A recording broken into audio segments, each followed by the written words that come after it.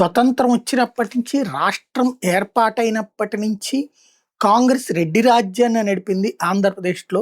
అప్పుడప్పుడు ఏ సంజీవయ్య గారు లాంటి వాళ్ళని అవతల వేరే కులం వాళ్ళని తీసుకొచ్చి పెట్టినా వెంటనే వాళ్ళని దెబ్బతీసినటువంటి కుట్రలు చేసి పక్కన పెట్టేసేవాళ్ళు. అలాంటి రెడ్డి రాజ్యానికి వ్యతిరేకంగా పుట్టుకొచ్చింది తెలుగుదేశం పార్టీ. కమ్మ రాజ్యాన్ని తీసుకొచ్చింది. ఆ పార్టీలో నాడు ఎన్టీఆర్ అయినా, నేడు బాబు అయినా కమ్మ సామాజిక వర్గమే ప్రాతినిధ్యం వహిస్తుంది. ఈ 77 ఏళ్లలో ఇక వేరే వాళ్ళకి ఆల్టర్‌నేటివే లేకుండా పోయింది. కాపు ముఖ్యమంత్రి కావాలన్నటువంటి కోరిక రాష్ట్రంలో అత్యధిక జనాభా కలిగిన కాపులలో ఉంది అన్నటువంటి పాయింట్‌ని చర్చకు తెచ్చి, ఆ పైన కాపుల పోలరైజేషన్ చేసే ప్రయత్నం ప్రారంభించిన వాడు చిరంజీవి. ఆయన వదిలేస్తే దాన్ని మళ్ళీ భుజాన పెట్టుకున్నవాడు పవన్ కళ్యాణ్.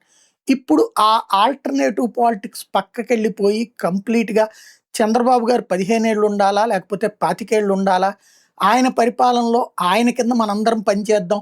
నాకేమీ చేత కాదు. నేను ఇప్పుడిప్పుడే నేర్చుకుంటున్నాను.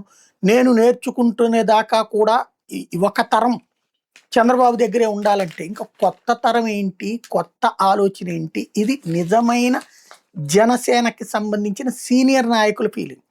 పవన్ కళ్యాణ్ ఏది చేసినా రాష్ట్రం మంచి కోసమే. పవన్ కళ్యాణ్ చేసేదంతా ప్రజల ప్రయోజనం కోసమే. తనని తాను అర్పించుకుంటూ రాష్ట్రం కోసం కష్టపడుతున్నాడని భావించేవాళ్ళు ఉన్నారు. అలాగే తనని తాను నాశనం చేసుకుంటూ పార్టీని నాశనం చేస్తున్నాడని ఫీలింగ్ ఉన్నోళ్ళు ఉన్నారు. ఓవరాల్‌గా తెలుగుదేశంతో కలిసి సాగడాన్ని సమర్థించేవాళ్ళు పదవులు పొందినవాళ్ళు.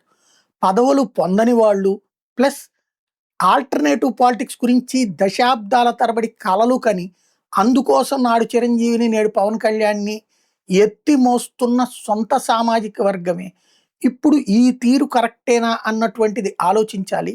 రౌడీయిజం జరిగిపోతోంది. లంచాలు పెరిగిపోయినియి. లిక్కరొచ్చేటప్పటికి బెల్ట్ షాపులు విచ్చలవిడిగా సాగుతున్నాయి. ఇసక దోచుకు తింటున్నారు.